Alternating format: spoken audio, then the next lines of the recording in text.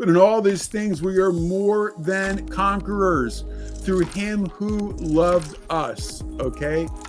Neither height nor depth nor width nor anything created thing, nothing will be able to separate us from the love of God that is in Messiah Yeshua. That's why even on this tragic day, we still don't give in to despair, even though there's new enemies that are rising up against Israel.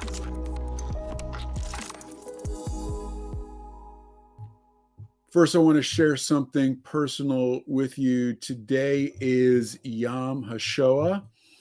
That is the Hebrew for Day of the Holocaust Remembrance. And personally, it's a very significant day because I lost the majority of my family in the Holocaust on my mother's side of the family. And so my grandmother was Austrian. She was able to get fake papers and escape during World War II. She made it over to the UK and she met and married my grandfather.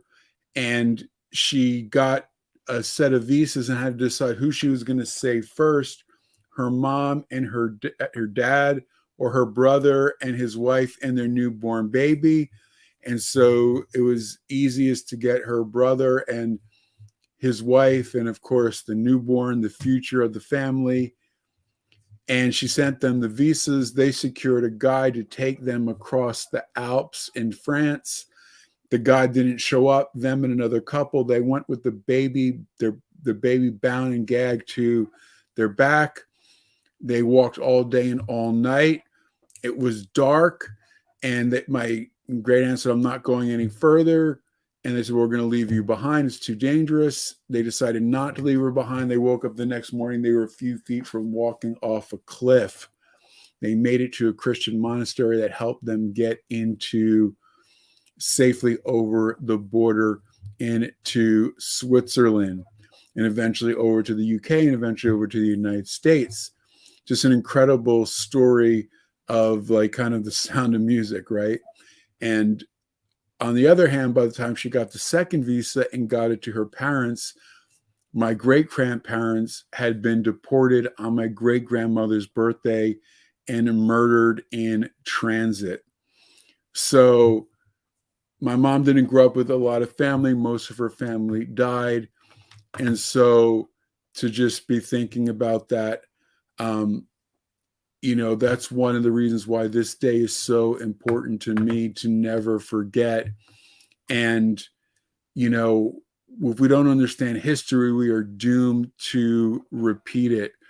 And we have to make sure that any sort of racism, discrimination, genocide of any sort is not okay, is not tolerable. Everyone is made in the image of God and therefore has unbelievable value and worth in God's sight. To murder someone is really an attack on God and on his image in us. And that's why God takes murder so seriously. On the other hand, of course, there is more, right?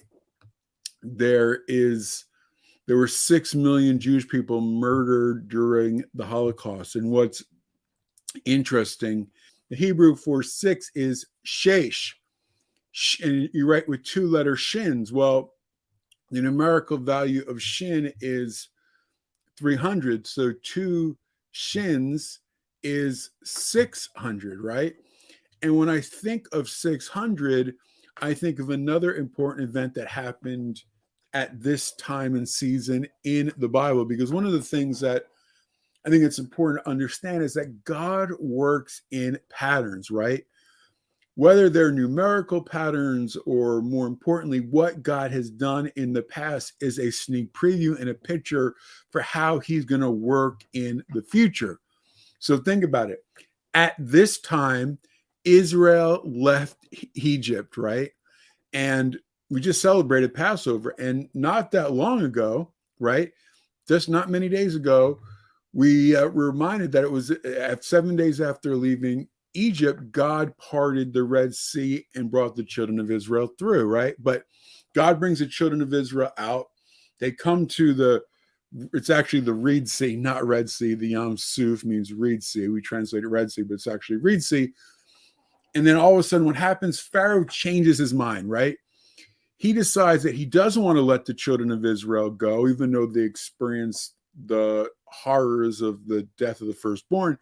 He mounts his horses and chariots and decides he is going to recapture the children of Israel and bring them back to Egypt. And this is what we read. He took 600 of the finest chariots along with other chariots of Egypt and captains over them. So Pharaoh took, it says in the text, 600 chariots to bring Israel back to Egypt as slaves. So the question is, why does the text emphasize specifically that there were 600? What is the importance of saying that there's 600? If there's a detail in the Bible, it's significant. How does that tie in with what we're talking about? What hope does it give us during this day of tragedy, Yom HaShoah? Remember, 6 million. Yes, there is a certain sadness, but even in the sadness, there is still hope, okay? And it's tied to, I believe, the number 6 and 600, right? So 600 in the Bible is clearly associated with war. 600 Philistines fought against the Israelite Shamgar in the book of Judges. Goliath's spear weighed 600 shekels. 600 men enlisted in David's army while he was on the run from King Saul. So 6 is clearly in the Bible associated with, or 600 is associated with war, okay? But there's something more. Cosmos in the Bible, which cosmos means is the Greek word for the cosmos, right? Cosmos is the Greek word for the cosmos, okay? And in the Bible, the cosmos can represent heaven and earth, and the numerical value of the Greek word cosmos is 600, okay? So 600 chariots, okay? The 600 chariots of Pharaoh represents Pharaoh coming against Israel. It symbolizes the spiritual principalities and powers of the cosmos, the natural and the spiritual joining together to destroy and enslave the children of Israel, right? So all the powers, 600 of the cosmos, okay, the 600 chariots represents the power of the cosmos, both natural and spiritual, coming against the children of Israel to enslave them. It seems like they were doomed. That's why they begin to panic, and fear begins to set in with the majority of them. But of course, there is more, right? 600 is the numerical value of the Greek word God, okay, or Godhead, okay? So it was the Godhead, the Father, the Abba, the Son, the Ben, and the Ruach together who creates and controls the cosmos. So God, 600, created and controls the cosmos, 600, right? And that's why the Torah emphasizes twice that Noah was 600 years old when the flood came upon the world. Again, another key 600.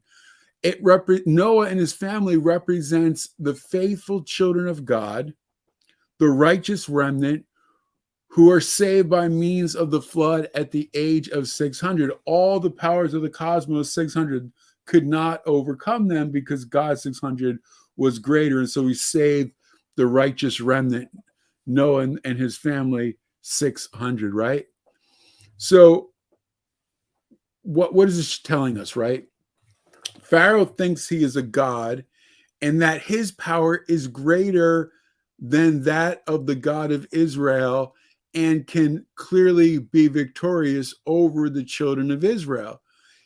Pharaoh puts his trust in the 600 chariots. He puts his trust in military might, military power. He puts his trust in his gods, okay?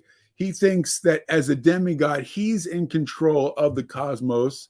But it is a foolish mistake. Some might trust in horses, some might trust in chariots. He trusted in 600, but we will trust in the name of the Lord. So God drowned Pharaoh and his 600 chariots in the Red Sea, like he drowned the wicked in the waters in the day of Noah when he was at the age 600, right? So Noah at 600, the floods come on the world when he's 600 years old, washes away the wicked. And at the Red Sea, the 600 chariots of Pharaoh, again, the waters, like the waters in the days of Noah, wash them away and brings a great deliverance for God's people, okay?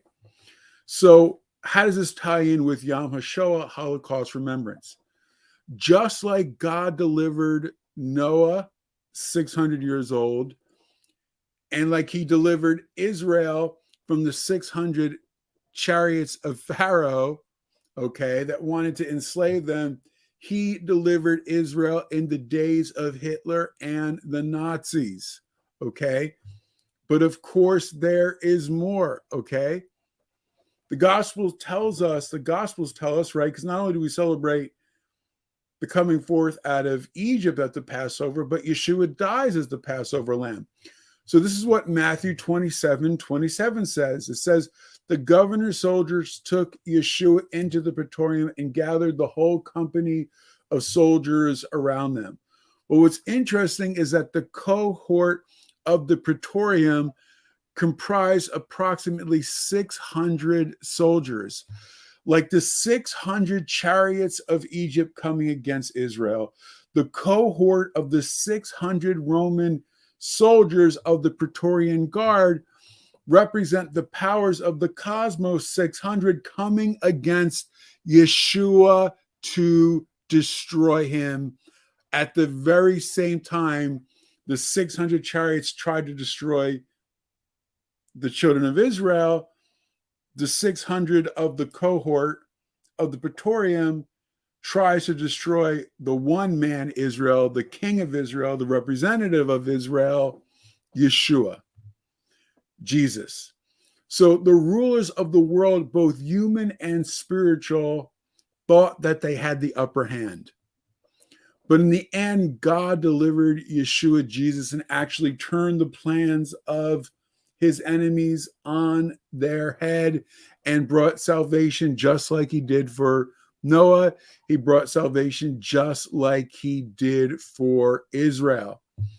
And one reason why the forces of Israel came against Yeshua is that he was king of the Jews, and salvation is of the Jews, as Yeshua says in the Gospel of John, right?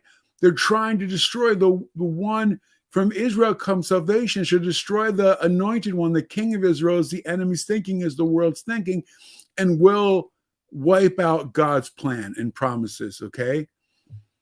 Thus, the forces of evil of the cosmos 600 never ceased to attack the children of Israel. Whether it was in the days of Pharaoh, whether it was coming against Yeshua and the disciples, or the Romans' attack in the first century on the Jewish people and destruction of Jerusalem and the temple, the house of God, or whether it was Hitler, right? In modern times, in every generation, there rises up an enemy that tries to destroy the Jewish people and that tries to destroy the church as well and commits genocide against the Jewish people. But every leader has failed, whether it was it doesn't make a difference, right? They've always been defeated. But tragically, it wound up in the murder of 6 million before Hitler and the Nazis' defeat. So Pharaoh uses 600 horses and chariots to try and take the 600,000 adult males back to Egypt, whom he wanted to slave. Get that? 600 horses, 600,000 male Israelites that came out of Egypt, okay? And this is the connection to the 6 million, okay? Hitler was worse than Pharaoh. Okay, Pharaoh wanted to enslave the Jewish people. He didn't want to like murder them, but Hitler wanted to commit genocide. He didn't want to just make slaves of the Jewish people, okay? This teaches us that evil over time doesn't get weaker, it only gets stronger with time, right? So the attempted genocide of the 6 million Jews is actually an intensification of the manifestation of evil against the Jewish people. Okay, from 600 to 6 million. It's the intensification, okay? So Pharaoh took his 600 horses to try and enslave the 600,000 men. Hitler wanted to wiped out 6 million, okay? What's also interesting is that, again, World War II lasted how many years? 6 years. As we said, 6 in Hebrew has a numerical value of 600. And when you think about 6, I can't help but to think about the 6-Day War, right? And the 6-Day War, right, as we said, 6 is 600. The 6-Day War was led by Egypt. So just like the 600 chariots and the 6 are connected, okay, Egypt came against Israel again to try and wipe it into the sea.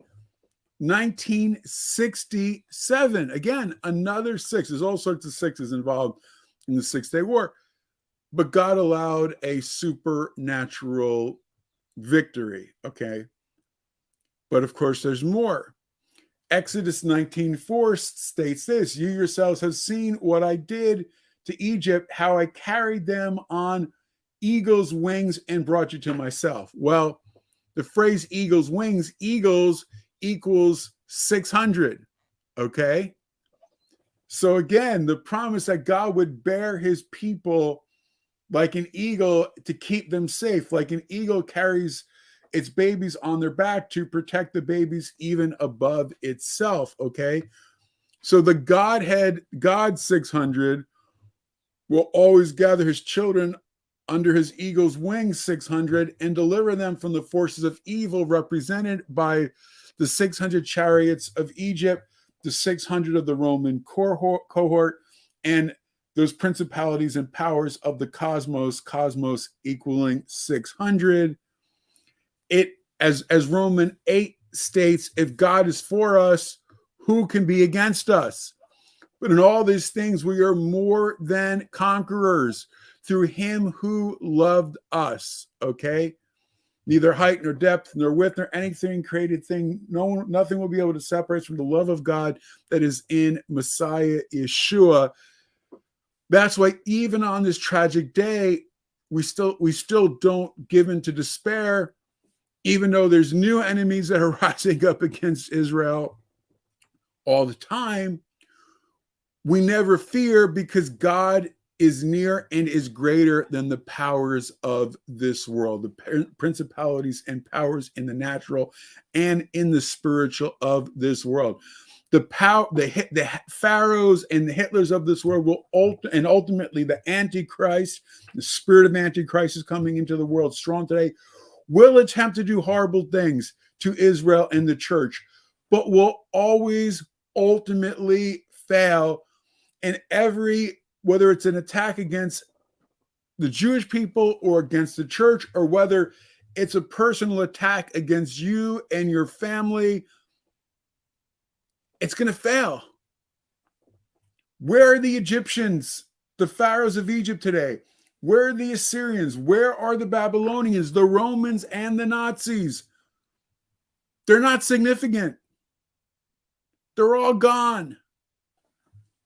But God's people have not only survived, but have thrived in so many ways. His love never fails. And that should be something that is an encouragement to each and every single one of us. So be encouraged by that. Take heart, take comfort in that. Like as we approach the end of days, and right, you have Pharaoh who's bad, you have, Hitler's who's worse, and you got the Antichrist who's going to be way worse than Hitler. And that's hard to get our mind around, right? But the reality is that in the end, God is going to work it for good. Okay. So I want to encourage you with that.